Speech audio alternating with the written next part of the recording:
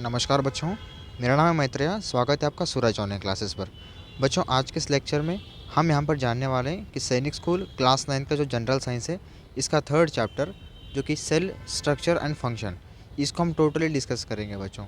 कि सेल क्या होता है, इसके फंक्शंस क्या होते हैं और सेल के कितने टाइप्स है, ठीक है। और हमारे जो सेल है उसमें पार्ट्स क्या क्या है और उनके बारे में हम डीपली जानेंगे बच्चों, ठीक है। और एंडिंग पर जैसे कि एंड पर आएगा तो तब हम यहाँ पर 20 क्वेश्चंस भी डिस्कस करेंगे, जो कि आपके एग्ज़ाम के लिए बहुत बहुत यहाँ पर इंपॉर्टेंट होते हैं बच्चों, ठीक है। तो अगर आप अपनी सूरज ऑनलाइन क्लासेस को सब्सक्राइब नहीं किए हैं तो आप सब्सक्राइब कीजिए, ताकि आने वाले जितने भी लेक्चर्स रहेंगे उसके आपको नोटिफिकेशन मिल जाएंगे बच्चों। तो चलिए बिना देर के हम अभी यहाँ पर क्लास को स्टार्ट करेंगे। तो देखिए बच्चों, यहाँ पर अपना जो चैप्टर का नाम है वो है बच्चों सेल स्ट्रक्चर एंड फंक्शन। तो आखिर ये सेल क्या होता है, ठीक है। तो देखो यहाँ पर, what is cell? A cell is the smallest unit of life that can live on its own and it is the basic building block of all living organisms. देखो यहाँ पर क्या बोल रहा है, जो हमारा सेल है, ठीक है, ये सेल क्या होता है, हमारी जो लाइफ है, लाइफ का बहुत ही स्मॉलेस्ट यूनिट होता है बच्चों, ठीक है। हमारे लाइफ का एक स्मॉलेस्ट यूनिट जिसको हम सेल बोलते हैं। और ये क्या होता है, ये इसके वो अपने आप काम करता रहता है, ठीक है। ये उसके वे में रहता है, ठीक है, अपने आप रहता है वो। और देखो एक बेसिक बिल्डिंग ब्लॉक है हमारे लिविंग ऑर्गेनिजम्स के। जो भी देखो लिविंग ऑर्गेनिजम्स जैसे कि आपके ह्यूमन बींग्स हो गए, ठीक है, जो हम ह्यूमन बींग्स हैं, या एनिमल्स, ठीक है, या प्लांट्स, या कोई छोटे छोटे बैक्टीरियाज, ठीक है, ये कोई भी लिविंग ऑर्गेनिजम्स जो होते हैं, ये सभी लिविंग थिंग्स, लिविंग ऑर्गेनिजम्स के अंदर, ठीक है, हमारे ये सेल्स होते हैं बच्चों। बिना सेल का कोई बॉडी नहीं होता, बिना सेल की कोई ऑर्गेनिज्म नहीं होती, ठीक है। इसलिए हमारा जो सेल है ये एक स्मॉलेस्ट यूनिट है किसी भी एक लिविंग ऑर्गेनिज्म के लाइफ का। और ये एक बेसिक जो है एक बिल्डिंग ब्लॉक है, ठीक है, हर एक लिविंग ऑर्गेनिज्म का। और चलिए अब यहाँ पर हम देखेंगे सेकेंड पॉइंट। देखो, cells are made up of 3 main parts. हमारे जो सेल है ये 3 मेन पार्ट से जुड़ा हुआ बनकर है, ठीक है। ऐसे 3 मेन पार्ट है जो कि अगर इन 3 में से कोई एक भी मिस हुआ तो वो सेल नहीं बनेगा, ठीक है। तो ऐसे 3 मेन पार्ट्स है जो कि उन 3 मेन पार्ट्स को ही मिलकर एक सेल बनता है, ठीक है। तो देखिए, द सेल मेम्ब्रेन, हमारा जो पहला पार्ट है वो है हमारा सेल मेम्ब्रेन। और दूसरा देखिए द न्यूक्लियस, न्यूक्लियस जो है ये दूसरा पार्ट है, एंड द साइटोप्लाज्म। तो ये 3 जो है, ये 3 पार्ट्स को ही मिलाकर हमारा जो है बच्चों सेल बनता है, चाहे वो किसी भी लिविंग ऑर्गेनिज्म का हो। अगर सेल मेम्ब्रेन मिस है इसमें तो वो सेल नहीं बनेगा, ठीक है। अगर सेल मेम्ब्रेन है और साइटोप्लाज्म में अगर न्यूक्लियस मिस है तो भी यहाँ पर सेल जो है यहाँ पर प्रोड्यूस नहीं होगा, सेल यहाँ पर नहीं बनेगा, ठीक है। इसलिए हमारे जो 3 पार्ट्स हैं जो कि सेल मेम्ब्रेन, न्यूक्लियस और साइटोप्लाज्म, ये 3 भी ऐसे मेन पार्ट्स हैं जो कि सेल में ज़रूर मौजूद होते हैं बच्चों। अब चलिए हम यहाँ पर थर्ड पॉइंट देखते हैं।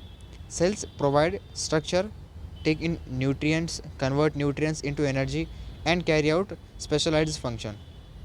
हमारा जो सेल है बच्चों ये ऐसा काम करता है जो कि हमारे बॉडी के अंदर स्ट्रक्चर को जो है प्रोवाइड करेगा, और न्यूट्रिएंट्स जो होते हैं, जैसे हम खाना खाते हैं वो न्यूट्रिशन को लेगा वो, ठीक है। और जैसे वो न्यूट्रिशन को टेक्स प्लेस करेगा, ठीक है, जैसे वो न्यूट्रिशन को हमारे बॉडी के अंदर लेगा और उसको न्यूट्रिशन को क्या करेगा, एक एनर्जी के अंदर कन्वर्ट करेगा, ठीक है। जो कि हमारी शक्ति, जो पावर आता है हमें, वो किससे आता है, न्यूट्रिशन के आता है। तो न्यूट्रिशन जो है वो कौन लेगा बच्चों, हमारा सेल ही लेगा, ठीक है। जैसे हमारे बॉडी के अंदर जितने भी सेल्स है वो क्या करेंगे, जैसे हम खाना खाते हैं तो जितने भी न्यूट्रिशंस आते हैं, ठीक है, हम जो भी चीज़ खाएंगे उसके जितने भी न्यूट्रिशंस रहेंगे उसको क्या करेंगे, वो एनर्जी में कन्वर्ट करेंगे, ठीक है। तभी हमें हमारे बॉडी में एनर्जी मिलती है हमें, ठीक है। अब देखिए, and carry out specialized function. अब जो भी हमारे सेल के अंदर जो भी फंक्शंस होते हैं उसको कैरी करेगी सेल्स, ठीक है। अब नेक्स्ट देखिए, सेल्स कैन बी प्रोकैरियोटिक्स और eukaryotics depending on their genome name, ठीक है। अब देखो, हमारे जो सेल है ये 2 प्रकार के होते हैं, चाहे वो प्रोकैरियोटिक भी हो सकते हैं या यूकैरियोटिक भी हो सकते हैं बच्चों, ठीक है। Some cells are organisms unto themselves like bacteria or yeast, while others are specialized building blocks of multicellular organisms like plants and animals. यहाँ पर यह बोल रहा है कि हमारे थोड़े ऐसे सेल्स है, ठीक है, सम सेल्स आर ऑर्गेनिजम्स, थोड़े ऐसे सेल है जो कि वो ऑर्गेनिज्म ही है उनके हो, ठीक है। जैसे कि बैक्टीरिया होगा, ये भी एक सेल भी है लेकिन ये एक ऑर्गेनिज्म भी है बच्चों, लिविंग ऑर्गेनिज्म। और देखिए ईस्ट, जो ईस्ट है ये भी एक सेल है और एक ऑर्गेनिज्म भी है, इस तरह से। While other are specialized building blocks of multi cellular organisms, थोड़े एक ऐसे मल्टी सेलुलर ऑर्गेनिजम्स है जो कि स्पेशली एक बिल्डिंग ब्लॉक है, जैसे कि आपके प्लांट्स, एनिमल्स, ठीक है, ये एक ऐसे बिल्डिंग ब्लॉक है जो कि मल्टी सेलुलर ऑर्गेनिजम्स के अंदर आते हैं बच्चों। अब नेक्स्ट देखेंगे, cells communicate with each other by receiving and rejecting messages. हमारे जो सेल है ये एक दूसरे से कम्युनिकेट होते हैं। जैसे कि हमारे बॉडी के अंदर बस एक ही सेल नहीं होता है बच्चों, ठीक है, हमारे बॉडी के अंदर बहुत सारे नंबर ऑफ सेल्स होते हैं, ठीक है, multiple of number of cells जो है हमारे बॉडी के अंदर मौजूद होते हैं। और वो क्या करेंगे, एक दूसरे से जो है वो कनेक्ट होकर ही रहेंगे, ठीक है, एक दूसरे से वो कम्युनिकेट होकर रहेंगे और एक दूसरे को क्या करेंगे, वो जो मैसेज रहेगा, मतलब जो हम जैसे कि अगर किसी से बात करेंगे, ठीक है, किसी को इन्फॉर्मेशन देंगे तो मैसेज हम प्रोवाइड भी करेंगे और रिसीव भी करेंगे, ठीक है। तो वो हमारे जो सेल्स है वो क्या करेंगे, एक दूसरे के जो मैसेज है वो रिसीव करेंगे, यानी एक प्रोवाइड करेंगे, एक रिसीव करेंगे, और थोड़े बहुत जो मैसेज रहते हैं वो रिजेक्ट करेंगे। मैसेज यानी बच्चों जो सिग्नल्स होते हैं उनके अंदर वो जो है रिसीव भी करेंगे और रिजेक्ट करेंगे, ठीक है। इस तरह से हमारे सेल्स बॉडी के अंदर कम्युनिकेट करते हैं, ठीक है, चाहे वो ह्यूमन बॉडी हो या एनिमल की बॉडी हो, चाहे वो किसी लिविंग ऑर्गेनिजम्स में अंदर हो, ठीक है। अब नेक्स्ट देखिए, Robert Hooke discovered cells in the 1600s and named them after the Latin word cellula which means small rooms। अब देखो हमारे जो सेल है बच्चों, इसको किसने डिस्कवर किए थे, रॉबर्ट हुक जी ने, ठीक है। रॉबर्ट हुक ऐसे साइंटिस्ट थे जो कि हमारे सेल को डिस्कवर किए थे। अगर आपके क्वेश्चन में ऐसा आया कि हु डिस्कवर्ड सेल, तो आपको आंसर लगाना है रॉबर्ट हुक, ठीक है। और ये कब डिस्कवर किए थे बच्चों, 1600s में, चाहे वो 1650 हो या 1600s में, किसी भी उस पर्टिकुलर जो टाइम जो ईयर ऑफ पीरियड है, तब वो जो हमारे रॉबर्ट हुक जी है साइंटिस्ट यहाँ पर हमें सेल को डिस्कवर किए थे। और उनका जो लैटिन वर्ड है जिसको हम यहाँ पर सेलुला बोलते हैं, ठीक है, ये सेलुला एक लैटिन वर्ड है और इसका मतलब क्या है, स्मॉल रूम्स, ठीक है। स्मॉल रूम्स एक मतलब है जो कि सेलुला का, तो ये जो सेलुलर नाम है लैटिन वर्ड, इससे ही हमें यहाँ पर शॉर्ट फॉर्म हम बोलते हैं सेल बोलकर, ठीक है। तो आप नीचे फोटो देखिए बच्चों, ये ऐसा पिक्चर है जो कि सेल का है, ठीक है। आप यहाँ पर देखिए सेल में बहुत सारे पार्ट्स भी है उसके अंदर, जैसे कि आपका सेल मेम्ब्रेन हो गया, ठीक है, जो बाहर का लेयर है इसको हम सेल मेम्ब्रेन बोलते हैं, ठीक है। फिर अंदर देखिए यहाँ पर एक साइटोप्लाज्म, फिर ये जो लिक्विड इसको हम साइटोप्लाज्म बोलते हैं, फिर rough endoplasmic reticulum, smooth endoplasmic reticulum, फिर आपके राइबोसोम्स होते हैं। फिर ये जो है बच्चों इस तरह से जो स्ट्रक्चर है आपका, ये गोल्जी बॉडी रहेगा। फिर ये जो है बच्चों हम उसको power house of the cell बोलेंगे, ये आपका माइटोकॉन्ड्रिया रहेगा, ठीक है। फिर ये वैक्यूल रहेगा। फिर आपको यहाँ पर देखिए न्यूक्लियर मेम्ब्रेन, फिर न्यूक्लियस। ये न्यूक्लियस जो है बच्चों ये बहुत आपका इंपॉर्टेंट जो है एक वाइटल जो है एक रोल प्ले करेगा ये। फिर उसके बाद देखिए यहाँ पर लाइसोसोम्स, ठीक है। ये सब कुछ बच्चों एक ऐसे है जो कि आपके सेल के अंदर ये पार्ट्स जो है इस तरह से मौजूद होते हैं, ठीक है। अब हम ये जो पार्ट्स है बच्चों इनमें थोड़े बहुत पार्ट्स के बारे में हम जानेंगे, ठीक है, इंपॉर्टेंट पार्ट्स के बारे में जो कि मेजर पार्ट्स रहेंगे वो, जो कि सेल के अंदर एक वाइटल जो है एक रोल प्ले करेंगे। और बाकी जो पार्ट्स है वो उसको हम जो कि वो मेजर पार्ट्स नहीं है, फिर भी हम क्वेश्चन दूसरे पार्ट्स के भी मिलाकर लाए हैं, ठीक है, जो कि आपको क्वेश्चन में ही समझा देंगे, आप समझ जाएंगे उन पार्ट्स को भी, ठीक है। अब देखिए यहाँ पर साइज़ ऑफ ह्यूमन सेल, हमारे जो ह्यूमन सेल होता है उसका साइज़ क्या होता है, देखिए यहाँ पर the size of human cell varies depending on the type and function. हमारा जो ह्यूमन सेल है बच्चों, जो हमारे बॉडी के अंदर सेल होते हैं, ये क्या करेंगे बच्चों, वो अलग अलग टाइप के सेल होते हैं, ठीक है, अलग अलग टाइप के सेल। और यहाँ पर फंक्शंस, उनकी फंक्शंस के ऊपर ये जो है इनका साइज़ होता है। जैसे कि देखो यहाँ पर रेड ब्लड सेल, ठीक है, एक ऐसे हमारे बॉडी के अंदर होते हैं जो कि रेड ब्लड सेल्स, आपको बताए थे स्टार्टिंग में कि बहुत सारे प्रकार के जो सेल्स होते हैं बच्चों, ठीक है।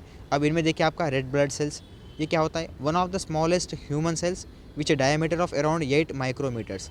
हमारे बॉडी के अंदर एक ऐसा स्मॉलेस्ट ह्यूमन सेल है जो कि उसका जो डायमीटर होता है बच्चों ये 8 माइक्रोमीटर्स के अराउंड होता है, ठीक है। ये रेड ब्लड सेल है। अगर आपके क्वेश्चन में आए कि रेड ब्लड सेल का जो डायमीटर है वो कितना होता है, तो आपको लगाना है अराउंड 8 माइक्रोमीटर्स। वरना अगर आपको ऐसा क्वेश्चन आया जो कि 8 माइक्रोमीटर्स एक ऐसा कौन सा सेल है हमारे बॉडी के अंदर, तो आपको लगाना है रेड ब्लड सेल्स, ठीक है।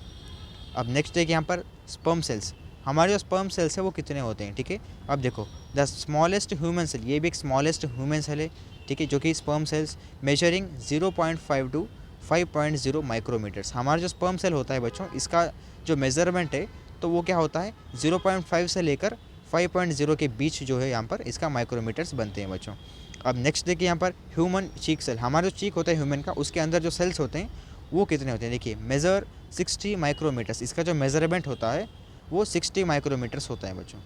अब नेक्स्ट देखिए यहाँ पर न्यूरॉन्स, हमारे जो बॉडी के न्यूरॉन्स होते हैं वो क्या है, देखो द लार्जेस्ट ह्यूमन सेल, हमारे जो बॉडी है उसका लार्जेस्ट जो ह्यूमन सेल है बच्चों वो है neuron, measuring up to 400 micrometers and sometimes up to 1 metre long. देखो ये बहुत सारे बड़े होते हैं बच्चों न्यूरॉन्स। हमारे बॉडी का जो सबसे बड़ा जो सेल है ये न्यूरॉन होता है। अगर आपको क्वेश्चन में आया कि which of what is the largest human cell in our body. तो अगर ऐसे कुछ क्वेश्चन है तो लगाना है आंसर, वो है न्यूरॉन्स, जो कि हमारा जो मेजरमेंट है वो है बच्चे न्यूरॉन का 400 micrometres.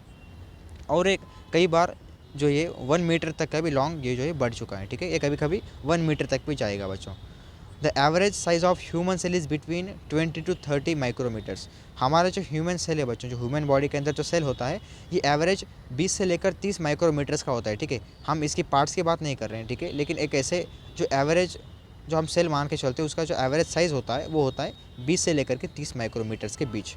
However the size and shape of cells can vary greatly depending on the location and function. हमारे जो सेल होते हैं वो क्या करेंगे, 20 से 30 के बीच जो है माइक्रोमीटर्स तो रहेंगे ही एवरेज, ठीक है। ये 20 से कम भी हो सकते हैं या 20 से ज़्यादा भी हो सकते हैं, लेकिन हम एवरेज मान के चल रहे हैं 20 से 30 जो माइक्रोमीटर्स है इसके बीच जो है हमारे ह्यूमन सेल्स होते हैं। और ये ह्यूमन सेल्स किस तरह से होते हैं, देखो इनका लोकेशन, ठीक है, किस लोकेशन पर ये है और ये क्या फंक्शनिंग करेंगे, ठीक है, किस तरह से वर्क करेंगे और क्या साइज़ रहेगी इनकी, ठीक है, इस सबको वेरी कर कर इनका एवरेज जो है साइज़ रहेगा बच्चों, ठीक है। अब नेक्स्ट देखिए, for example red blood cells are very small because they need to flow through small blood vessel. अब देखिए हम एग्जांपल लेते हैं हमारे रेड ब्लड सेल को, जैसे कि हमारे जो रेड ब्लड से है बच्चों, रेड ब्लड सेल वो क्या करेंगे, बहुत स्मॉल रहेंगे, ठीक है, वेरी स्मॉल रहेंगे वो हमारे बॉडी के अंदर, जो कि हम सबसे एक स्मॉलेस्ट बोलते हैं हमारे रेड ब्लड सेल को। वो क्या करेंगे, हमारे जो ब्लड वेजल्स होते हैं, ठीक है, जो स्मॉल ब्लड वेजल्स होते हैं उसमें क्या करेंगे, ब्लड को फ्लो करेंगे, ठीक है, इसलिए हमें यहाँ पर ब्लड जो रेड ब्लड सेल है हम इसको इस्तेमाल करेंगे। Well neurons are very long, जो कि हमारे न्यूरॉन्स तो बहुत बड़े होते हैं, because they transfer signals throughout the body. हमारे जो बॉडी रहते हैं, बॉडी का जो सिग्नल होता है, चाहे वो माइंड का हो या लेग का हो, देखो हम क्या करेंगे, अगर हमारा हाथ उठाएंगे तो सिग्नल कहाँ से आएगा बच्चों, हमारे माइंड से। तो सब कुछ हमारे जो बॉडी के अंदर न्यूरॉन जो है हर जगह अटैच जो कि होते रहते हैं, ठीक है, अटैच जो है रहते हैं हमारे न्यूरॉन्स। इसलिए सबसे जो लार्जेस्ट सेल है हमारे बॉडी के अंदर भी न्यूरॉन होता है, क्योंकि न्यूरॉन एक अलग फंक्शन करता है, एक अलग जगह जो है यहाँ पर ये अलग जगह पर लोकेट होकर रहता है। और जो रेड ब्लड सेल है ये अलग जगह पर होता है और अलग फंक्शन करता है, इसलिए अलग अलग फंक्शन और अलग अलग लोकेशन की मुताबिक जो है हमारे जो बॉडी के होते हैं सेल्स वो अलग अलग जो है यहाँ पर मेजरमेंट होते हैं इनके, ठीक है। हम एवरेज मान के चल रहे हैं 20 से लेकर 30 माइक्रोमीटर्स। अब नेक्स्ट देखेंगे, the number of cells in a human body also varies depending on factors such as weight, height and age. अब हमारे जो बॉडी है बच्चों, बॉडी के अंदर सेल्स जो होते हैं उसका वेट भी होता है, उसकी हाइट भी होती है, जैसे कि हम आपको डायमीटर बताए थे, और इसका एज भी होता है, ठीक है। थोड़े एज के बाद ये जो सेल है ये मर जाएंगे, ठीक है, और उसी डेड सेल्स से जो है हमारे अलग अलग जो है मल्टीपल ऑफ सेल्स जो है प्रोड्यूस होंगे, ठीक है। नए नए कोई अलग जगह से सेल बनेंगे नहीं, लेकिन जो डेड सेल्स होते हैं वहीं से जो है यहाँ पर हमारे सेल्स बनते हैं। आपको वो अगला पॉइंट है हम देखेंगे। अब देखिए, a term of research from Greece, Italy and Spain estimated that the human body contains around 37.2 trillion cell. हमारे जो बॉडी के अंदर बच्चों लगभग 37.2 ट्रिलियन जो है यहाँ पर सेल्स मौजूद है, जो कि हमारे ग्रीस, ठीक है, और इटाली और स्पेन, ये जो तीन जो कंट्रीज है इसके जो है यहाँ पर साइंटिस्ट ने रिसर्च करके बताए थे हमें, ठीक है, इनकी टीम बताई थी। अब देखो, cell is measured in microns, millions of a metre, फिर and a single bacteria cell is about 1 micron, ठीक है, इन डायमीटर। हमारे जो सेल होता है बच्चों ये मिनिमम जो है 1 माइक्रोन का होता है, और जो सेल है बच्चों ये हम यहाँ पर माइक्रोन से ही जो है मिलियन से ही हम यहाँ पर मेज़र करेंगे, ठीक है। 1 cubic inch of bacteria can hold about A billion else, ठीक है। अब देखो हमारा जो 1 क्यूबिक जो इंच होता है, ठीक है, 1 क्यूबिक इंच यानी क्यूब यानी बच्चों 3, ठीक है, जैसे कि हम जिसका मान के चलो आपका मैथमेटिक्स आप पढ़े होंगे, जैसे कि ट्यूब का जो ट्यूब होता है बच्चों, इसका अगर हम क्यूब बोलेंगे 2 स्क्वायर तो क्या होता है, 2 स्क्वायर यानी ऊपर में 3 आएगा, 2 आएगा, ठीक है। तो क्यूब यानी क्या होता है, ऊपर में 3 आएगा, ठीक है, इस तरह से। तो हमारा जो क्यूब होता है बच्चों, ठीक है, देखिए 1 क्यूबिक इंच जो बारीक जो 1 क्यूबिक इंच होता है उसका जो बैक्टीरिया होता है वो होल्ड करेगा बिलियन सेल्स को, ठीक है। जो 1 बिलियन जो सेल्स होते हैं वो 3 क्यूबिक का जो इंच का बैक्टीरिया होता है वो क्या करेगा, 1 बिलियन जो है सेल को यहाँ पर वो होल्ड कर रख सकता है, उतनी उसकी कैपेसिटी रहेगी। A typical human, a typical जो ह्यूमन होता है, जो कि उसको यूकैरियोटिक बोलते हैं, eukaryotic cell is 25 microns in diameter. हमारे जो यूकैरियोटिक होता है वो लगभग 25 जो माइक्रोन्स का डायमीटर होता है उसका। So an average cell can hold more than 10,000 bacteria. अब हमारे देखिए आपको यहाँ पर क्या बोल रहा है कि हमारी जो यूकैरियोटिक होती है बच्चों, ठीक है, आपको बताए थे कि सेल 2 टाइप के होते हैं, चाहे वो यूकैरियोटिक हो सकता है या प्रोकैरियोटिक हो सकता है, ठीक है। यूकैरियोटिक या प्रोकैरियोटिक जो है ये सेल होते हैं। अब मान के चलो आप एक यूकैरियोटिक ले लो, ठीक है। अब यहाँ पर देखिए आपको क्लियर समझेंगे, यूकैरियोटिक, ठीक है। हमारे जो यूकैरियोटिक जो सेल है बच्चों, ये ह्यूमन एक टाइपिकल एक ह्यूमन के ये भी एक टाइप का सेल होता है यूकैरियोटिक। तो ये क्या होता है बच्चों, इसका जो डायमीटर होता है ये 25 माइक्रोन्स होता है, ठीक है। अब नेक्स्ट देखिए इसमें क्या करेंगे, जो हमारा यूकैरियोटिक होता है ये लगभग 10,000 बैक्टीरिया, ठीक है, 10,000 का जो बैक्टीरिया होता है इसको यहाँ पर होल्ड करेगा। कौन, यहाँ पर यूकैरियोटिक। और जो यहाँ पर बैक्टीरिया है, जो कि हमारा इसके अंदर का एक बैक्टीरिया, ठीक है, सिर्फ एक बैक्टीरिया क्या करेगा, लगभग 1 बिलियन सेल्स को होल्ड करेगा,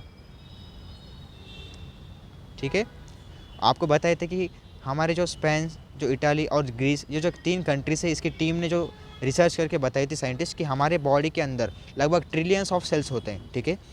तो ट्रिलियंस मतलब बिलियन से तो बहुत ज़्यादा है, ठीक है, बिलियन के बाद ट्रिलियन आएगा। तो यहाँ पर देखिए हमारा जो यूकैरियोटिक सेल है इसमें लगभग ये 25 जो माइक्रोन्स इसका डायमीटर होता है। और यूकैरियोटिक क्या करेगा, 10,000 बैक्टीरिया को यहाँ पर होल्ड करेगा। और इसके 10,000 में से अगर बस हम एक एक बैक्टीरिया की बात की जाए तो एक बैक्टीरिया यहाँ पर 1 मिलियन सेल्स को यहाँ पर होल्ड रखने की वो कैपेसिटी है, ठीक है। ये यहाँ पर समझा दिया है। अब नेक्स्ट देखिए यहाँ पर सेल थ्योरी। सेल थ्योरी को यहाँ पर किसने बताए थे, ठीक है। यहाँ पर देखो सेल थ्योरी क्या होता है, केपल of biology that states that all living organisms are made up of cells and that cells are basic unit of life. Cell theory ये बताता है कि हमारी जो ह्यूमन बॉडी है, ठीक है, चाहे वो ह्यूमन बॉडी हो या एनिमल की बॉडी हो या प्लांट के अंदर हो या किसी भी लिविंग ऑर्गेनिजम्स के अंदर हो, ठीक है, हर एक लिविंग ऑर्गेनिजम्स जो है made up of cells, cell से ही हमारे हर एक लिविंग ऑर्गेनिज्म बनी है। इस तरह से हमें सेल थ्योरी बोल रही है।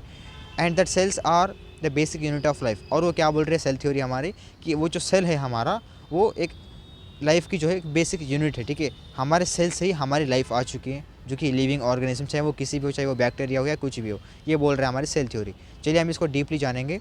अब देखो, all living organisms are made up of cells, all living things are made up of 1 और मोर सेल्स। यहाँ पर क्या बोल रहे हैं, हमारे चाहे वो किसी भी लिविंग ऑर्गेनिज्म हो, चाहे वो बैक्टीरिया हो या लार्वा हो या कुछ भी हो, या एनिमल हो, प्लांट हो या ह्यूमन बींग हो या कुछ भी हमारा लिविंग ऑर्गेनिज्म हो, वो क्या रहेगी यहाँ पर एक किसी भी, चाहे वो एक सेल या मोर देन 1, यानी 2, 3 लाख, 10 लाख या कितने भी सेल्स हो हमारे बॉडी के अंदर, वो हर एक सेल से ही हमारे लिविंग ऑर्गेनिजम्स बने हैं। इस तरह से जो है यहाँ पर हमारी सेल थ्योरी बोल रही है। अब नेक्स्ट देखिए, cells are the basic unit of life. Cell जो है बेसिक यूनिट बोल रही है। Cells are the fundamental structure and function unit of living organisms. Cell क्या बोल रही है यहाँ पर, एक हमारी फंडामेंटल रहेगी, स्ट्रक्चरल रहेगी और फंक्शनल यूनिट रहेगी हमारे लाइफ की। इस तरह से हमारी सेल थ्योरी यहाँ पर बोल रही है। अब नेक्स्ट देखिए, all cells arise from pre existing cells. हमारे जो सेल्स रहेंगे वो प्री एग्जिस्टिंग रहेंगे बोल रही है यहाँ पर सेल थ्योरी। देखो जैसे कि cell cannot spontaneously generate but must undergo cell division to form new cells. यहाँ पर क्या बोल रही है सेल थ्योरी, कि हमारा जो सेल होता है ये उसके अपने आप खुद जनरेट नहीं होगा, ठीक है। ये किस तरह से होगा, जो डेड सेल होते हैं, देखो अब ये जो मान के चलो ये सेल्स है, ठीक है,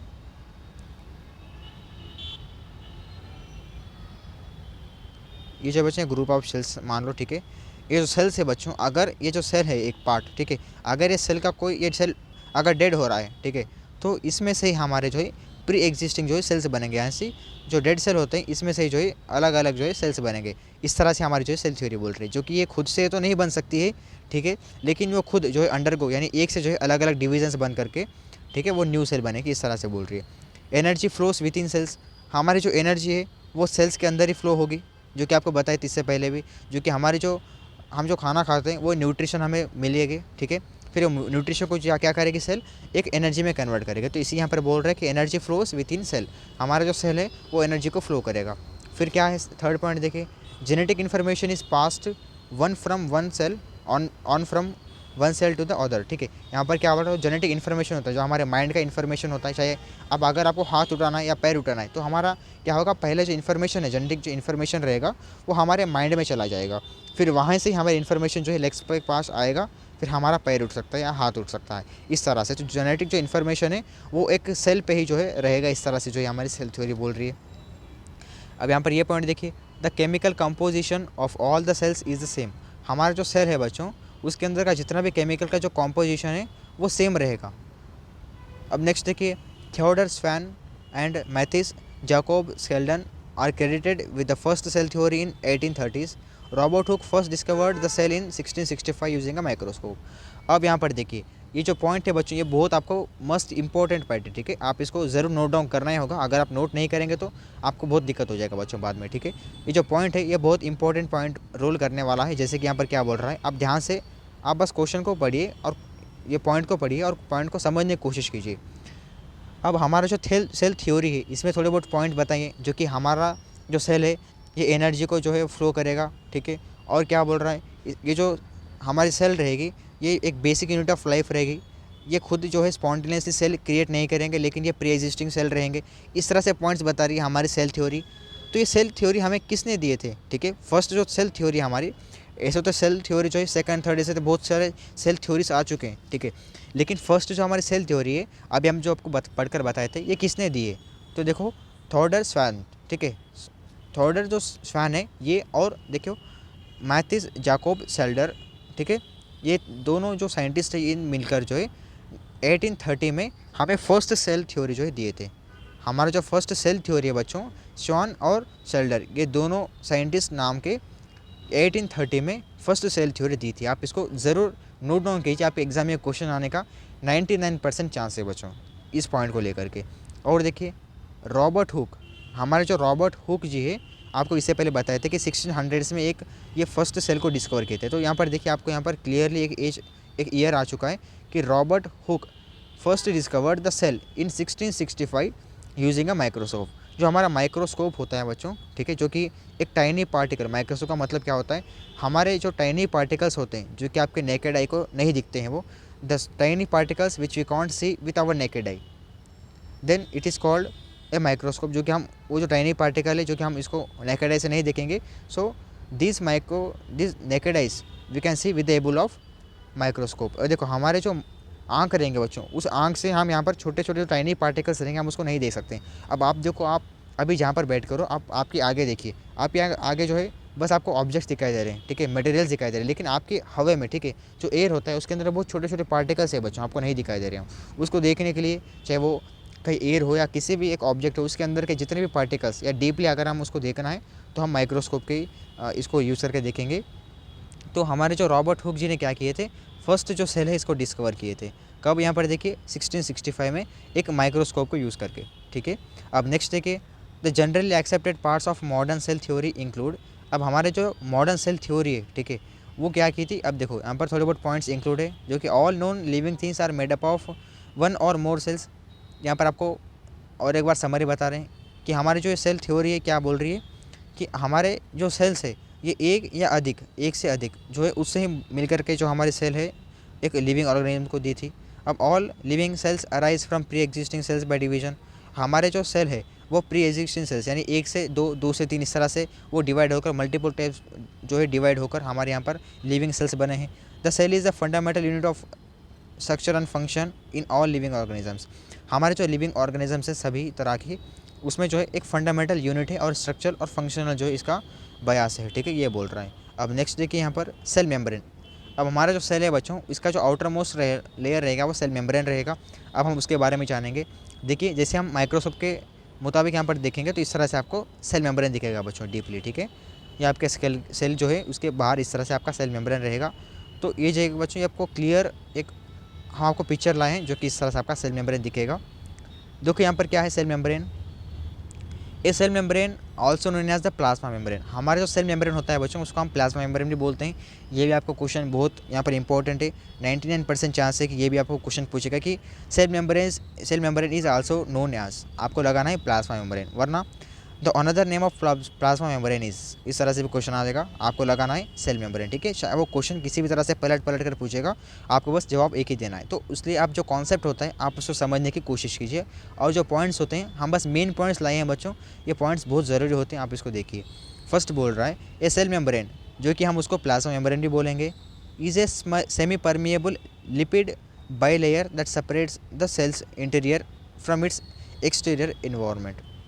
अब देखिए हमारा जो बॉडी होता है बच्चों, ये मान के चलिए हमारी एक बॉडी है, ठीक है। ये बॉडी के अंदर बहुत सारे यहाँ पर एक्सटीरियर होते हैं जो कि बहुत सारे अलग अलग पार्ट होते हैं। तो पार्ट के बीच अगर कोई सेल आया तो उसको एक इंटीरियर जो कि इसको सेपरेट करने के लिए बाहर के सेल्स से, और ये इसका जो अंदर का सेमी परमेबल जो लिपिड होता है उसको अलग करने के लिए जो हमारे यहाँ पर सेल मेम्ब्रेन बनता है, ठीक है। ये हेल्प करेगा। जो इसी जो है यही 2 पॉइंट्स जो कि इसके फंक्शन है सेल मेम्ब्रेन के। अब देखिए the cell membrane controls what enters and exist the cell. अब हमारा जो सेल मेम्ब्रेन है वो क्या करेगा। अब देखो हमारा ये जो सेल है बच्चों, ठीक है, ये सेल का जो आउटर मोस्ट लेयर है, ठीक है, हमारे जो सेल का आउटर मोस्ट लेयर है ये, ठीक है। तो ये जो बच्चों इसको हम सेल मेम्ब्रेन बोलेंगे, ठीक है। Outer most layer of the cell is known as cell membrane. अब जो हमारा सेल मेम्ब्रेन है बच्चों, ये क्या होगा। अब जैसे कि अगर कोई भी एक सब्सटेंस रही, ठीक है, हमारे बॉडी के अंदर कोई भी सब्सटेंस रही, अगर वो अंदर आना चाहती है, ठीक है, अगर वो अंदर आना चाहती है तो पहले क्या करेगा, जो सेल मेम्ब्रेन है जो कि हमारे सेल के बाहर का है, ठीक है, मेम्ब्रेन लेयर, तो वो क्या करेगा, पहले देखेगा कि वो जो हमारे बाहर का सब्सटेंस है वो अंदर आना चाहिए सेल के अंदर या नहीं। अगर वो जो सब्सटेंस है उसको अंदर लेने के लिए और जो अंदर के सब्सटेंस इसको बाहर ढकल देने के लिए जो है हमारे यहाँ पर सेल मेम्ब्रेन एक वाइटल प्ले जो है रोल करेगा बच्चों, ठीक है।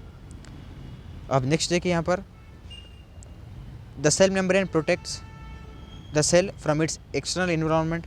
हमारा जो एक्सटर्नल जो इन्वायरमेंट होता है बॉडी के अंदर उसको प्रोटेक्ट करने के लिए सेल मेम्ब्रेन बहुत सारा यहाँ पर हेल्प करेगा। And organise the cell's internal compartments. हमारे जो सेल अंदर है बच्चों, ठीक है, हमारे सेल के अंदर बहुत सारे अलग अलग के पार्ट्स होते हैं, आपको बताया जैसे कि आपका माइटोकॉन्ड्रिया, न्यूक्लियस, ठीक है, एंडोप्लाज्मिक रेटिकुलम, ठीक है, इस तरह से बहुत सारे। तो उनको क्या करेगा, ये उनको प्रोटेक्ट करेगा, ठीक है, हमारे सेल के अंदर के बॉडी का, और उनको जो है एक इन्फॉर्मेशन देगा कि ये मतलब इसे करने वाले कंपार्टमेंट्स को जो है इन्फॉर्मेशन भी देने वाला है, प्रोटेक्ट करेगा उनको, ठीक है। अब नेक्स्ट देखिए the cell membrane establishes an electrochemical gradient by transporting ions. अब हमारा जो सेल मेम्ब्रेन है बच्चों, इसके अंदर क्या होगा, एक इलेक्ट्रोकेमिकल ग्रेडियंट रहेगा, इसके अंदर ट्रांसपोर्ट करता रहेगा वो आइकॉन्स, ठीक है, आयॉन्स। अब नेक्स्ट देखिए some membrane proteins act as receptors that allow the cell to respond to external signals. हमारे जो सम थोड़े बहुत सेल मेम्ब्रेन रहेंगे बच्चों, ये क्या करेंगे, इसके जो प्रोटीन्स रहेंगे ये एक्ट करेंगे रिसेप्टर्स की तरह, ठीक है, और क्या करेगा, जो सेल रहेगा उसके रेस्पॉन्स को क्या करेगा, वो एक्सटर्नल सिग्नल से जोड़ देगा, ठीक है। अब नेक्स्ट देखिए the cell membrane is made up of phospholipid bilayer. हमारे जो सेल मेम्ब्रेन रहेंगे बच्चों वो किस पे बनेंगे, फॉस्फोलिपिड से बनेंगे। अब आपको ये क्वेश्चन भी आने के चांसेस है, आपको क्वेश्चन आएगा कि cell membrane is made up of, इस तरह से आपको क्वेश्चन आएगा, ठीक है। आपका ऑप्शन लेगा फॉस्फोलिपिड्स, ऑप्शन भी लेगा रिपीड्स, ऑप्शन सी जो रहेगा आपका both A and B, option in of the above. तो इस तरह से कुछ क्वेश्चन रहेंगे आपके, तो आपको लगाना है ऑप्शन है जो कि फॉस्फोलिपिड्स। तो हमारे जो सेल मेम्ब्रेन होते हैं सेल के आउटर मोस्ट लेयर जो कि सेल मेम्ब्रेन, ये किससे बनता है, फॉस्फोलिपिड से बनता है बच्चों, ठीक है। फॉस्फोलिपिड के जो बाइलेयर होते हैं, बाइलेयर, इसी से जो है हमारे यहाँ पर सेल मेम्ब्रेन बनते हैं बच्चों, ठीक है, सेल मेम्ब्रेन। अब नेक्स्ट देखिए where the heads are hydrophilic water loving and the tails are hydrophobic water fearing. The length of unsaturation of fatty acid change in the membrane affect its fluidity. अब देखो हमारे यहाँ पर क्या बोल रहा है, हमारा जो सेल मेम्ब्रेन होता है उसका जो हेड होता है बच्चों वो हाइड्रोफिलिक होता है, जो कि वाटर को लव करेगा, जो कि उसमें पानी रहेगा, वाटर लाइक सब्सटेंस। हमारा जो टेल जो कि हमारा जो डाउन रहेगा सेल मेम्ब्रेन का, वो क्या रहेगा, हाइड्रोफोबिक। हमारा जो हेड है वो हाइड्रोफिलिक और जो टेल है, ठीक है, वो डाउन जो कि हाइड्रोफोबिक। तो हाइड्रोफिलिक क्या करेगा, वाटर को लव करेगा, और हाइड्रोफोबिक क्या करेगा, वाटर से डर जाएगा, फिर करेगा, यानी हेट करेगा उसको। फिर द लेंथ ऑफ अनसैचुरेशन, जो हमारा जो फैटी लाइक सब्सटेंस जो होता है, फैटी लाइक जो हमारा एसिड होता है उसका अनसैचुरेशन जो लेंथ होता है बच्चों, वो क्या करेगा, उसकी जो फ्लूइडिटी है, जो फ्लूइड रहेगा उसके अंदर का, उसको इफेक्ट करेगा, ठीक है। अब देखिए eukaryotic cells also have internal membranes that control the exchange of essential cell components, ठीक है। अब देखो हमारा जो प्रोकैरियोटिक है वो क्या करेगा बच्चों, अब आपको बताए इससे मतलब अभी जस्ट जो कि प्रोकैरियोटिक क्या करेगा, हमारे जो बाहर के जो सेल्स होते हैं, ठीक है, उसको हिसाब से देखा गया कि मतलब सेल मेम्ब्रेन, ठीक है, सॉरी, सेल मेम्ब्रेन क्या करेंगे, हमारे जो बाहर के सब्सटेंस होते हैं उसको अंदर लाना या नहीं, या बाहर वाले बाहर जाना, अंदर वाले, ठीक है, वो सब कुछ देखेगा, ये फंक्शन करेगा। उसी के साथ जो हमारे यूकैरियोटिक है ये भी सेम उसी तरह से करेगा, जो इंटरनल के जो मेम्ब्रेन होते हैं हमारे सेल के अंदर उसको जो है कंट्रोल करेगा, और उसको जो हमारे जो अंदर के सेल्स होते हैं यानी अंदर के जो पार्ट्स होते हैं सेल के, उसको एक्सचेंज करने के लिए हमारे यहाँ पर यूकैरियोटिक यहाँ पर हेल्प करेगा बच्चों, ठीक है। ये अलग अलग जो है ये लिपिड्स और प्रोटीन्स जो है कंपोजिशन बन करके यहाँ पर यूकैरियोटिक बनते हैं, ठीक है। और जो सेल मेम्ब्रेन को यहाँ पर यूकैरियोटिक सेल होते हैं, ये सब कुछ ऑलमोस्ट सेम होते हैं, ठीक है। अब नेक्स्ट देखिए यहाँ पर हमारा सेल वॉल। जो हमारा सेल वॉल होता है बच्चों, कुछ इस तरह से हमें दिखाई देगा। सेल वॉल के अंदर भी बहुत सारे यहाँ पर पार्ट्स रहेंगे। हमारा जो सेल वॉल रहेगा बच्चों, ये ऑलमोस्ट हमें यहाँ पर प्लांट सेल के अंदर यहाँ पर देखने को मिलेगा बच्चों, ठीक है। अब नेक्स्ट देखिए यहाँ पर cell walls are structural layers that surrounded some cell types providing protection, shape and support. हमारे जो सेल वॉल है बच्चों, ये हर कोई यहाँ पर सेल में नहीं होंगे, ठीक है। अगर आपको ऐसा क्वेश्चन आए कि आपका ऐसा क्वेश्चन आएगा कि will all cells have cell wall, option A रहेगा yes, option B no, option C रहेगा both A and B, option D not दिया वो, तो आपको लगाना है नो, ताकि जो कुछ भी सेल्स रहेंगे बच्चों, हर सेल को यहाँ पर सेल वॉल नहीं रहेंगे, ठीक है। तो cell walls are structural layers. जो सेल वॉल रहेंगे बच्चों, एक स्ट्रक्चरल लेयर रहेंगे जो कि थोड़े बहुत सेल्स को यहाँ पर टाइप्स को ये मौजूद होते हैं। प्रोवाइडिंग, ये क्या करेंगे, उन जो सेल्स होते हैं उसको प्रोटेक्ट करेंगे और उनको एक शेप देंगे और सपोर्ट देंगे, ठीक है, उनके फंक्शनिंग करने के लिए। They also regulate the flow of information between cells and the expansion of cells. हमारे जो सेल वॉल रहेंगे बच्चों, वो क्या करेंगे, हमारे जो सेल के अंदर जितने भी यहाँ पर पार्ट्स होंगे उसको यहाँ पर इन्फॉर्मेशन प्रोवाइड करने के लिए, इन्फॉर्मेशन फ्लो करने के लिए, ठीक है, और वो सेल को एक्सपैंड करने के लिए। जैसे कि अगर हमारे जो प्री एग्जिस्टिंग सेल होती है, यानी जो डेड सेल से जो अलग अलग सेल बनते हैं, उसको एक्सपैंड करने के लिए, सेल को एक्सपैंड करने के लिए भी हमारे यहाँ पर सेल वॉल हेल्प करेंगे बच्चों, ठीक है। फिर नेक्स्ट देखिए, cell walls are found in plants and some bacterial cells just outside the cell membrane. अब देखो फर्स्ट क्या होता है, हमारा जो ह्यूमन सेल होता है उसमें यहाँ पर हमारा सेल वॉल मौजूद नहीं होगा बच्चों, ठीक है। लेकिन आपको एग्जाम्पल बताएंगे, जो हमारा सेल वॉल है वो एक प्लांट सेल में यहाँ पर मौजूद होता है और बैक्टीरिया में जो है बैक्टीरिया के सेल में मौजूद होता है। जैसे कि आप यहाँ पर देखेंगे ह्यूमन सेल है, तो आपको बताए थे जस्ट रिसेंटली, जैसे कि ये जो आउटर मोस्ट जो लेयर है बच्चों, ये हमारा सेल वॉल रहेगा, ठीक है, सॉरी सेल मेम्ब्रेन रहेगा हमारी ह्यूमन बॉडी का। तो हमारे देखिए ह्यूमन बॉडी और प्लांट सेल, एनिमल सेल, हर एक सेल्स को जो है यहाँ पर सेल मेम्ब्रेन तो ज़रूर होता है, ठीक है। Every cell have a cell membrane but every cell do not have cell wall, ठीक है। यहाँ पर ये आपका की पॉइंट यहाँ पर याद रखिए कि हर एक सेल को यहाँ पर सेल वॉल होता है, ठीक है। हर एक सेल को सेल वॉल जो होता है ये ज़रूर यहाँ पर होता ही है, ठीक है, लेकिन सॉरी सेल मेम्ब्रेन होता है। हर एक जो सेल होता है उसको सेल मेम्ब्रेन होता है बच्चों, ठीक है, लेकिन हर एक सेल को यहाँ पर सेल वॉल नहीं होगा, ठीक है। आपको यहाँ पर क्लियर बताएंगे।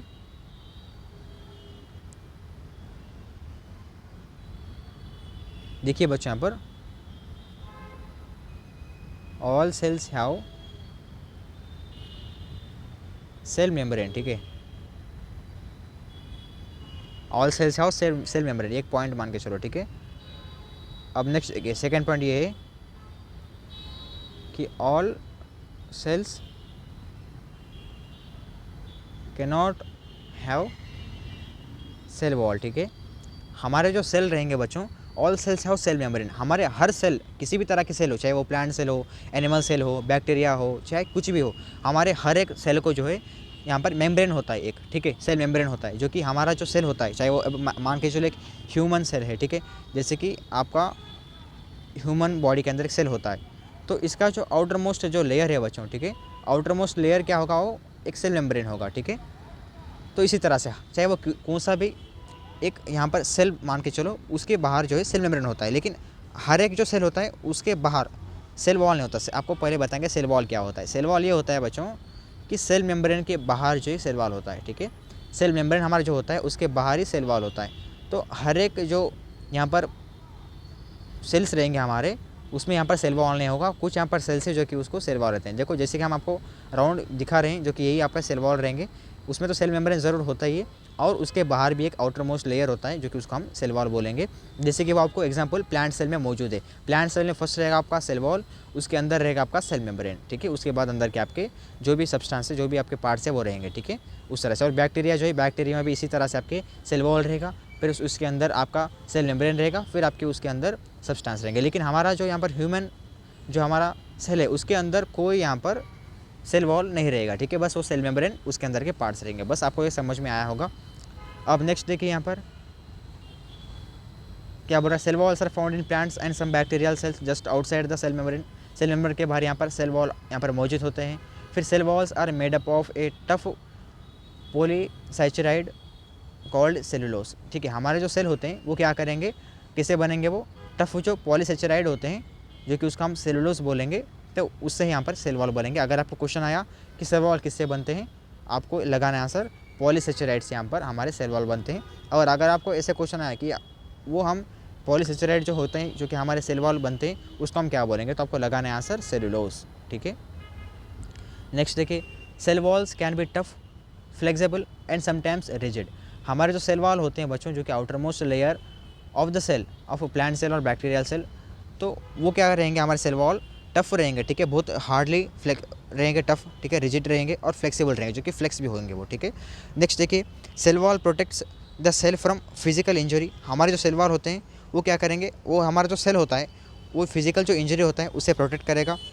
और फोथेजेंस एंड ऑस्मोटिक बर्स्टिंग, हमारा जो ऑस्मोटिक जो बर्स्ट होता है, हमारा जो सेल जो है वो फूटने के लिए, ठीक है, वो जैसे फूटेगा, जैसे वो बर्न होगा, वो बर्स्ट होगा, वो उसको बचाने के लिए हमें जो यहाँ पर सेल वॉल प्रोटेक्ट करेंगे। इसलिए हमारे जो पेड़ होते हैं वो बहुत स्ट्रांग होते हैं, उसमें सेल वॉल क्योंकि वो मौजूद होंगे। ठीक है, फिर नेक्स्ट देखिए, cell wall store signal proteins. हमारा जो सेल वॉल होता है वो क्या करेगा, हमारे जो सिग्नल्स होते हैं उसके जो प्रोटीन्स को स्टोर करेगा। फिर cell walls act as filtering mechanism. हमारे जो सेल वॉल होते हैं बच्चों, वो इसे क्या एक्ट करेंगे, एक मैकेनिज्म जो है उसको फिल्टर करने के लिए भी ये सेल वॉल एक्ट करेंगे। फिर नेक्स्ट देखिए, सेल वॉल्स प्रोवाइड एक channel for the circulation and distribution of water. हमारे जो सेल वॉल क्या करेंगे, किसी चैनल की तरह यहाँ पर काम करेंगे, जो कि वाटर को यहाँ पर सर्कुलेट करेंगे और यहाँ पर डिस्ट्रीब्यूट करेंगे, यानी बांटेंगे, ठीक है, और इधर उधर जो है भेजेंगे।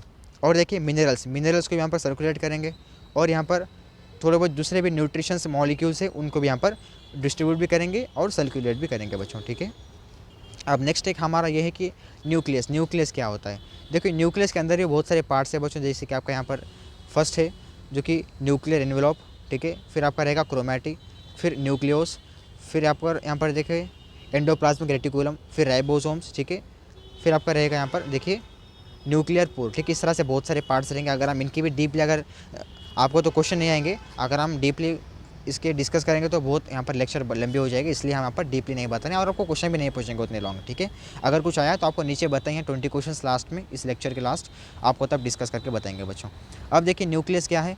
The nucleus was discovered by Robert brown इन 1831। हमारे जो न्यूक्लियस है उसको किसने डिस्कवर किया था बच्चों, रॉबर्ट ब्राउन साइंटिस्ट जो है यहाँ पर डिस्कवर किए थे 1831 में। अगर आपको क्वेश्चन आया कि हु डिस्कवर्ड न्यूक्लियस, तो आपको लगाना है रॉबर्ट बोर। अगर आपको ऐसे क्वेश्चन आया कि Robert brown discovered nucleus in the year dash रहेगा, आपको लगाना है 1837। तो न्यूक्लियस जो है हमारे रॉबर्ट ब्राउन साइंटिस्ट ने यहाँ पर डिस्कवर किए थे 1831 में।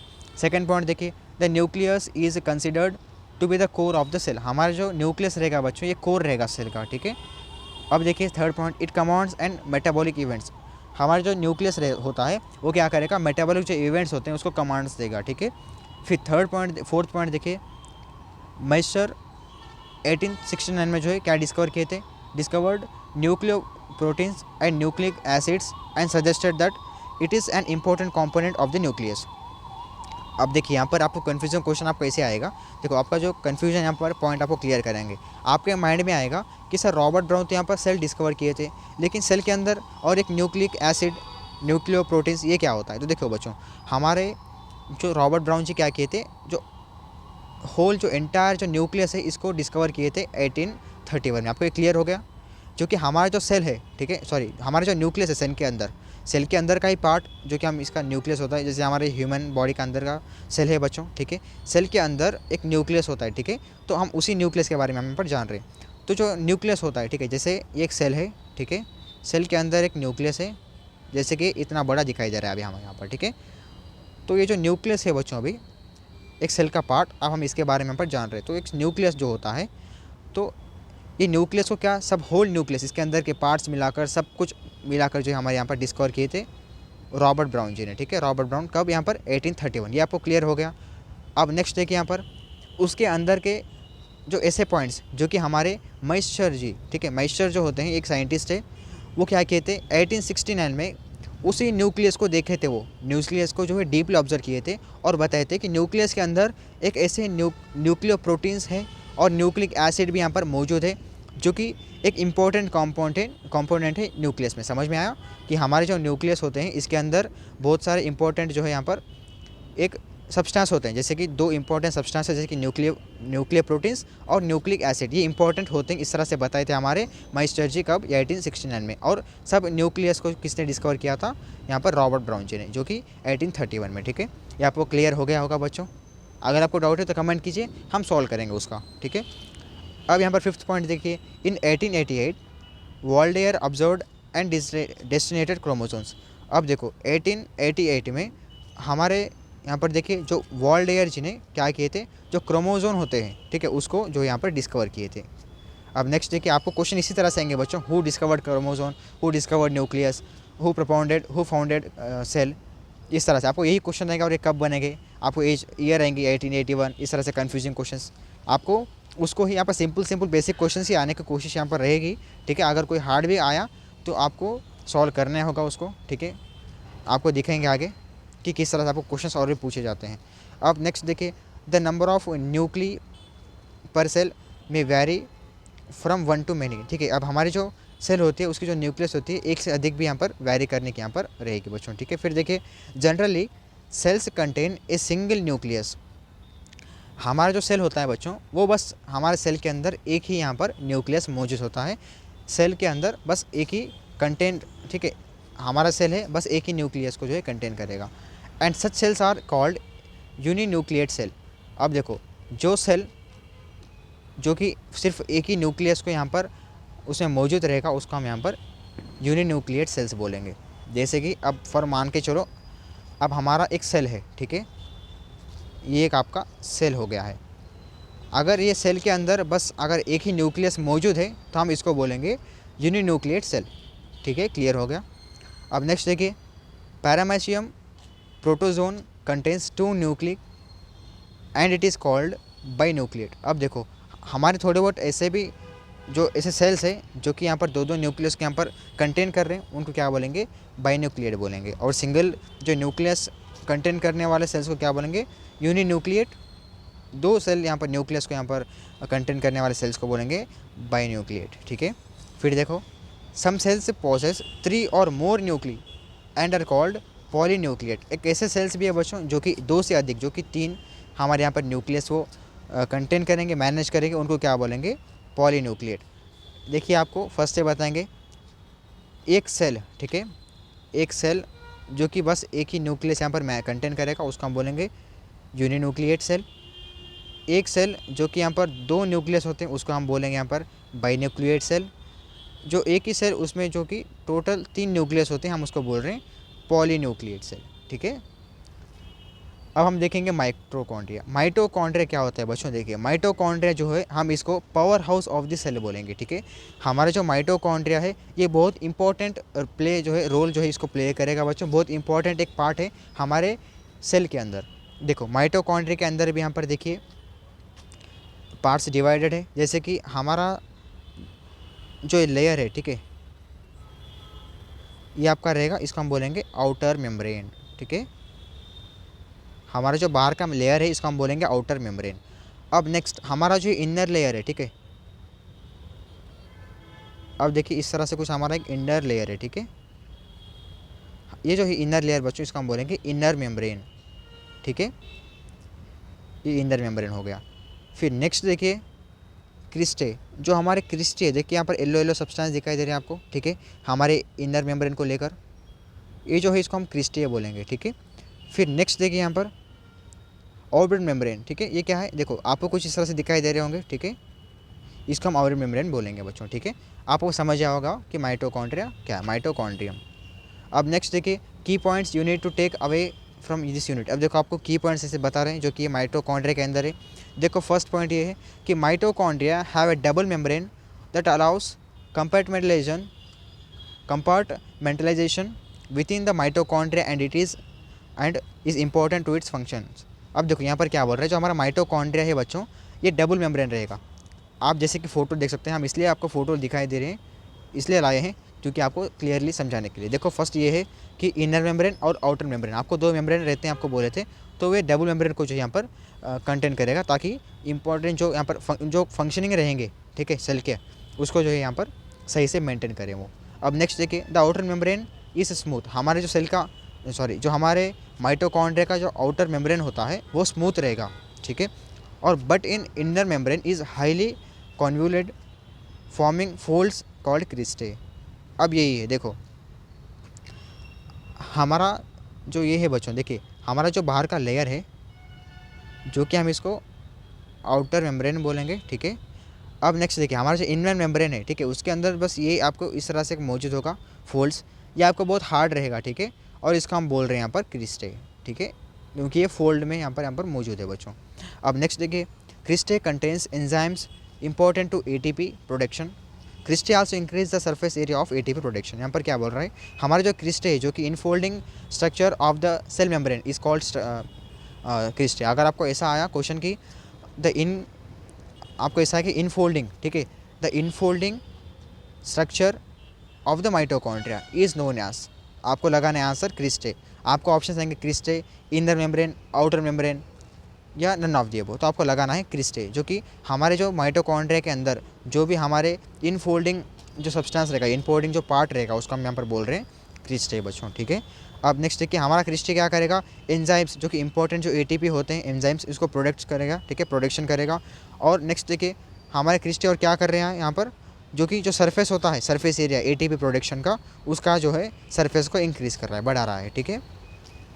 अब चलिए ये आपके इंपॉर्टेंट जो है पार्ट्स है बच्चों, और भी इंपॉर्टेंट पार्ट्स है, ठीक है, अब हम यहाँ पर डिस्कस नहीं किए ताकि अभी आपकी जो लेक्चर है बहुत लंबी हो जाएगी, लेकिन हम उसके मुताबिक हम क्या किए, अगर हम इसको आपको ऐसे एक्सप्लेन किए, अगर एक्सप्लेन किया जाए तो जो लेक्चर है बहुत बड़ा हो जाएगा। और सेल वॉल जो ये आपका लेसन है बच्चों जो कि सेल का, ठीक है, तो इसमें जो क्वेश्चन है बच्चों लगभग 2 से 3 क्वेश्चन ही आएंगे, ज़्यादा भी कुछ नहीं आएंगे। अगर आए तो आपको बताएंगे, ठीक है, बाद में। और आपको जिससे कि आपके जैसे सब कुछ आपका पोर्शन कंप्लीट हो जाएगा तब आपको और भी मॉडल पेपर समझाएंगे, ठीक है, और प्रीवियस ईयर के पेपर्स भी लाएंगे जो कि आपके और भी जो क्वेश्चंस रहेंगे आपको सॉल्व हो जाएंगे, ठीक है। देखो हम यहाँ पर अभी इंपॉर्टेंट क्वेश्चंस की तरफ जाते हैं।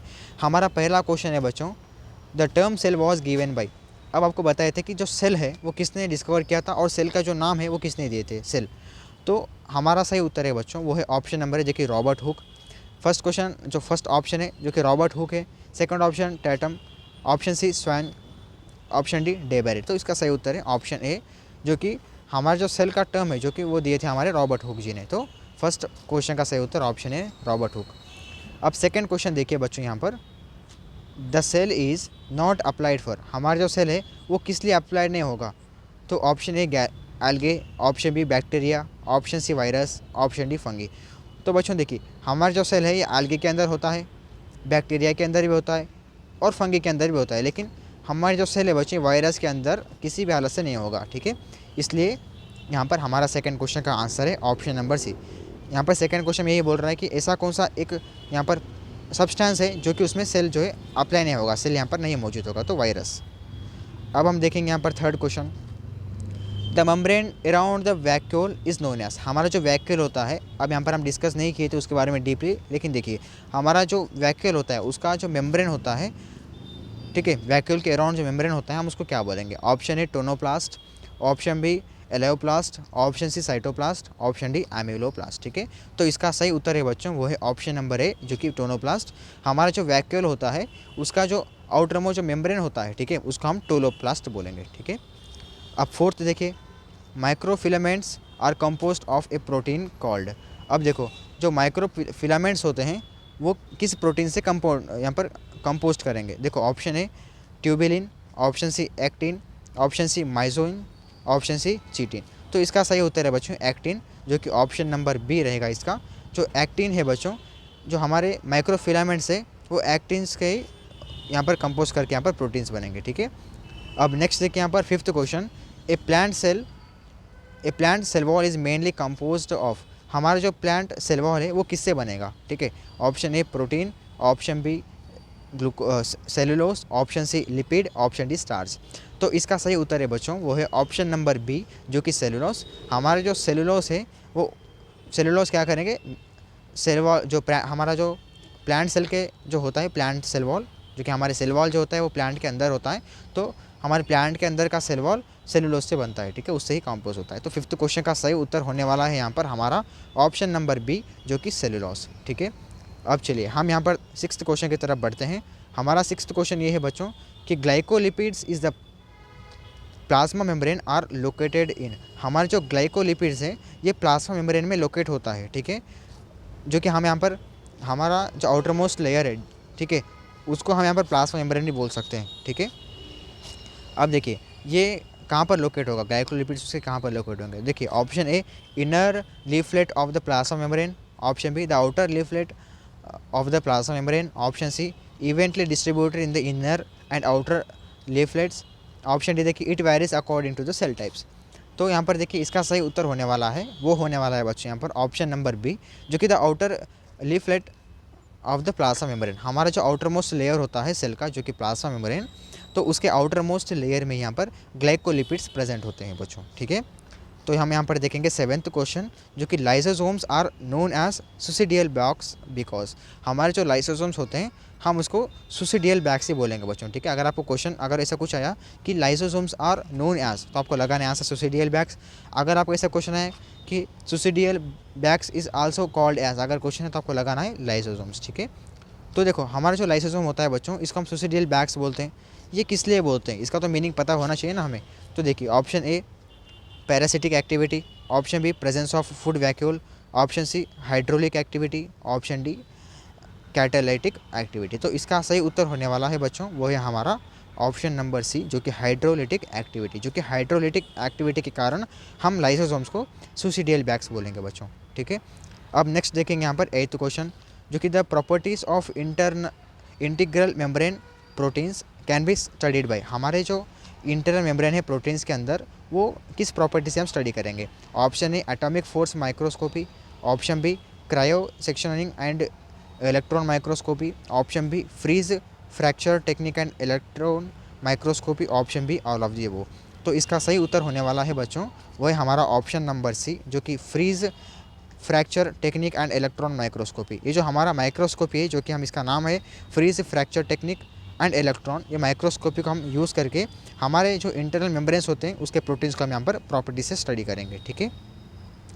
अब हम यहाँ पर देखेंगे 9th क्वेश्चन, जो कि the fluidity of the plasma membrane increases with, हमारा जो प्लाज्मा मेम्ब्रेन होता है बच्चों, हम आपको बताए थे उसका फ्लूइडिटी जो है वो इंक्रीज भी होगा, वो किस लिए होगा। देखो ऑप्शन नंबर ए, जो कि increase in unsaturated fatty acids in the membrane, option B increase in saturated fatty acids in the membrane, option C देखिए increase in glycolipid content in the membrane, option D increase in phospholipid content in the membrane. तो इसका सही उत्तर है बच्चों वो है option number A, जो कि increase in unsaturated fatty acids in the membrane. जो हमारे मेम्ब्रेन के अंदर जो अनसैचुरेटेड जो फैटी एसिड्स होते हैं, इसी के कारण हमारा जो प्लाज्मा मेम्ब्रेन के अंदर जो फ्लूइडिटी होता है वो इंक्रीज होता है। देखो बच्चों आपको कितना कन्फ्यूजन में यहाँ पर पूछा गया है, जो कि यहाँ पर क्वेश्चन ऑप्शन देखिए, पहले ऑप्शन ए क्या बोल रहा है, increase in unsaturated fetid acids, और उसके नीचे क्या बोल रहा है, इंक्रीज इन सैचुरेटेड बोल रहा है। देखो बस यहाँ पर अन निकल गया है, आप क्या करोगे गड़बड़ से बस सेकंड लगा दोगे, ठीक है। आपको इसे नहीं करना है, आपका आंसर बिल्कुल गलत हो जाएगा इस तरह से, ठीक है। बस आपको पहले क्वेश्चन देखना है कि क्या बोल रहा है। क्वेश्चन में एक बार यहाँ पर सडनली नॉट बोल कर आएगा बच्चों, ठीक है। क्वेश्चन में कभी कभी ऐसे एक टोटल आपको दिखाएगा और बीच में नॉट लिखे आएगा, तो आपको क्वेश्चन को भी ठीक से पढ़ना है, पहले क्वेश्चन को ठीक पढ़ना है पहले, और ऑप्शन को देखना है, उसके बाद क्वेश्चन को समझना है, ऑप्शन को समझना है, फिर आपको आंसर देते रहना है, ठीक है। तो हमारा जो 9th क्वेश्चन है बच्चों, इसका सही उत्तर है हमारा ऑप्शन नंबर ए, जो कि अनसैचुरेटेड फैटी एसिड्स को जो है इसी के कारण हमारी जो फ्लूइडिटी है प्लाज्मा मेम्ब्रेन की वो इंक्रीज हो जाएगी। अब 10th क्वेश्चन देखिए, which among the following defines GPI anchored proteins, ऐसा कौन सा एक GPI है जो कि हमारा GPI एंक्रो जो हमारा प्रोटीन्स है वो उसको फॉलो करेगा, ठीक है। अब ऑप्शन नंबर ए देखिए, integral proteins of the plasma membrane, option B peripheral proteins of the plasma membrane, option C proteins that bind to ion gated channels in the plasma membrane, option D proteins which randomly bind to lipids of the plasma membrane. इसका सही उत्तर है बच्चों वो रहेगा आपका option number B, जो कि peripheral proteins of the plasma membrane, ठीक है। हमारे जो पेरिफेरल्स होते हैं प्रोटीन्स के और प्लाज्मा मेम्ब्रेन के, मतलब हमारे जो प्लाज्मा मेम्ब्रेन होता है, ठीक है, जो कि हमारा outer most layer of the cell जो प्लाज्मा मेम्ब्रेन होता है, इसके जो पेरिफेरल जो प्रोटीन्स होते हैं, इसी के कारण जो है हम यहाँ पर GPI एंकोर्ड जो प्रोटीन्स है इसको हम डिफाइन करेंगे, ठीक है। अब यहाँ पर देखिए 11th question, the resting potential membrane is determined by, हमारा जो रेस्टिंग पोटेंशियल होता है मेम्ब्रेन उसको हम किसे डिटरमाइन करेंगे। ऑप्शन नंबर ए देखिए, potassium ion gradient, option B sodium ion gradient, option C bicarbonate ion gradient, option D none of the above. तो इसका सही उत्तर है बच्चों वो रहने वाला है ऑप्शन नंबर ए, जो कि पोटाशियम आयन ग्रेडियंट। हम इसी के कारण जो है हमारा जो रेस्टिंग पोटेंशियल होता है मेम्ब्रेन का, हम उसको डिटरमाइन करेंगे। अब हम यहाँ पर 12th क्वेश्चन देखेंगे। The oxygen and carbon dioxide crosses the plasma membrane by the process of. हमारा जो ऑक्सीजन और कार्बन डाइऑक्साइड है वो प्लाज्मा मेम्ब्रेन को किस तरह से क्रॉस करेगा। ऑप्शन ए देखिए active diffusion, option B facilitated diffusion, option C passive diffusion, option D random diffusion. तो इसका सही उत्तर है बच्चों वो रहेगा आपका ऑप्शन नंबर सी, जो कि पैसिव डिफ्यूजन। अब नेक्स्ट देखेंगे हम यहाँ पर 13 क्वेश्चन, जो कि a cell without a cell wall is termed as. हमारा जो सेल है जो कि विदाउट सेल वॉल, ठीक है, हम उसको क्या बोलेंगे। ऑप्शन नंबर ए देखिए tonoplast, option B protoplast, option C symplast, option D जो कि एपोप्लास्ट। ठीक है, जैसे कि देखो यहाँ पर क्या बोल रहा है कि ऐसा कौन सा सेल है जो कि विदाउट सेल वॉल, उसको हम क्या बोलेंगे। जैसे कि एक एनिमल सेल है बच्चों, ठीक है, एनिमल सेल के अंदर सेल वॉल नहीं होता है, ठीक है। सेल वॉल क्या होता है, बस हम प्लेट के अंदर हमारा सेल वॉल होता है, ठीक है। ये हमारा प्लांट सेल, ठीक है, ये हमारा एनिमल सेल। तो हमारे जो प्लांट सेल है, प्लांट सेल के अंदर क्या होता है, प्लांट सेल के जो बाहर क्या होता है बच्चों, यहाँ पर सेल वॉल होता है। लेकिन एनिमल सेल जो होता है इसके अंदर कोई, इसके बाहर जो है कोई यहाँ पर सेल वॉल नहीं होता है। तो इसको हम एनिमल सेल का, ऐसे एनिमल सेल्स को क्या बोलेंगे हम यहाँ पर प्रोटोप्लास्ट बोलेंगे, क्योंकि जो ऐसा सेल जो कि उसके बाहर यहाँ पर सेल वॉल नहीं है उसको हम यहाँ पर प्रोटोप्लास्ट बोलते हैं, चाहे वो किसी भी तरह का सेल हो। अब यहाँ पर देखिए हमारा जो एनिमल सेल है वो भी एक प्रोटोप्लास्ट सेल है, ताकि उसके बाहर भी कोई यहाँ पर सेल वॉल नहीं है, ठीक है। तो 13 जो क्वेश्चन है इसका सही उत्तर रहेगा आपका ऑप्शन नंबर बी, जो कि प्रोटोप्लास्ट। अब हम नेक्स्ट देखेंगे यहाँ पर जो कि 14th क्वेश्चन। देखिए बच्चों 14th क्वेश्चन यह बोल रहा है कि which is not an example of trans membrane transport between different sub cellular compartments. यहाँ पर ये बोल रहा है कि ऐसे कौन से एग्जाम्पल्स नहीं है, ठीक है, which are not an example. नीचे आपको 4 एग्जाम्पल दिए हैं, उसमें से एक ऐसा कौन सा एग्जाम्पल नहीं है आपका जो कि ट्रांस मेम्ब्रेन जो ट्रांसपोर्ट होता है उसके जो बिटवीन रहेंगे वो सब जो सेलुलर है वो कंपार्टमेंट्स नहीं रहेंगे, ऐसा एग्जाम्पल मत बताओ बोल रहा है वो। तो ऑप्शन नंबर ए देखिए transport from the stroma into thylakoid space, option B transport from the cytoplasm into the lumen of the endoplasmic reticulum, option C transport from the endoplasmic reticulum into the Golgi complex, option D transport from mitochondrial intermembrane space into the mitochondrial matrix. तो इसका सही answer है बच्चों वो है आपका option number C, ठीक है। अब नेक्स्ट देखेंगे हम यहाँ पर 15th question, which is correct regarding the peptides peptides in the Ramachandran plot. हमारा जो रामाचंद्रा प्लॉट है इसके अंदर जो पेप्टिडाइड्स होते हैं बच्चों वो हम किससे रिगार्डिंग यहाँ पर देखेंगे। Option number A the sequence of the peptide can be deduced। फिर इसके बाद ऑप्शन नंबर बी देखिए it is not possible to conclude whether a peptide adopts entirely helix or entirely beta sheet conformation, option C peptides that are unstructured will have all the backbone dihedral angles in the disallowed regions, option D देखिए the occurrence of beta turn conformation in the peptide can be deducted. इसका सही उत्तर है बच्चों वो है आपका option number D. अब next देखिए हम यहाँ पर 16 क्वेश्चन देखेंगे। द फंक्शन ऑफ सेंट्रोसोमिस, हमारा जो सेंट्रोसोम होता है उसको क्या काम करेगा, क्या फंक्शन करेगा। तो option A formation of spindle fibres, option B osmoregulation, option C secretion, option D protein synthesis. तो इसका सही आंसर है बच्चों, सही उत्तर है वो है आपका फॉर्मेशन ऑफ स्पिंडल फाइबर्स। हमारा जो स्पिंडल फाइबर का जो फॉर्मेशन होता है वो ही हमारा जो फंक्शन है सेंट्रोसोम का, ठीक है। अब हम यहाँ पर 17 क्वेश्चन देखेंगे। विच सेल ऑर्गेनेल है इज़ इन्वॉल्व इन एपोप्टोसिस। हमारा ऐसा कौन सा सेल ऑर्गेनेल है जो कि एपोप्टोसिस जो कि उसमें इन्वॉल्व होता है, ऐसा कौन सा सेल ऑर्गेनेल है। तो यहाँ पर ऑप्शन ए बोल रहा है लाइसोसोम, ऑप्शन बी बोल रहा है ER यानी एंडो जो है एंडोक्रोस्मिक रेटिकुलम, ठीक है, एंडोप्लाज्मिक रेटिकुलम। ऑप्शन सी देखिए गोल्जी जो कि गोल्जी एपरेटस बोलेंगे, गोल्जी न्यूक्लियस बोलेंगे इसका। ऑप्शन बी देखिए माइटोकॉन्ड्रिया। तो इसका सही उत्तर है बच्चों जो है ऑप्शन नंबर डी माइटोकॉन्ड्रिया। जो माइटोकॉन्ड्रिया एक ऐसा सेल ऑर्गेनल है जो कि यहाँ पर एपोप्टोसिस जो है यहाँ पर इन्वॉल्व होता है, ठीक है। देखो ER का मतलब होता है बच्चों एंडोप्लाज्मिक रेटिकुलम, ठीक है, एंडोप्लाज्मिक रेटिकुलम, ठीक है। अब चलिए हम यहाँ पर देखेंगे हमारा 18th क्वेश्चन। देखिए, phosphatidylserine residues in the plasma membrane are located in. ठीक है, हमारा जो प्लाज्मा मेम्ब्रेन होता है उसमें जो है एक फास्फोफैटिलाइडेरिन जो है एक रेसिड्यूस यहाँ पर अवेलेबल होता है, जो कि वो कहाँ पर लोकेट होता है, वो कहाँ पर स्थान होता है। ठीक है, वो पूछ रहा है यहाँ पर। Option A inter leaflet of the plasma membrane, option B the outer leaflet of the plasma membrane, option C evenly distributed in the inner and outer leaflet, option D none of the above. इसका सही answer है वो है option number A, inner leaflet of the plasma membrane. अब हम यहाँ पर 19 question देखेंगे।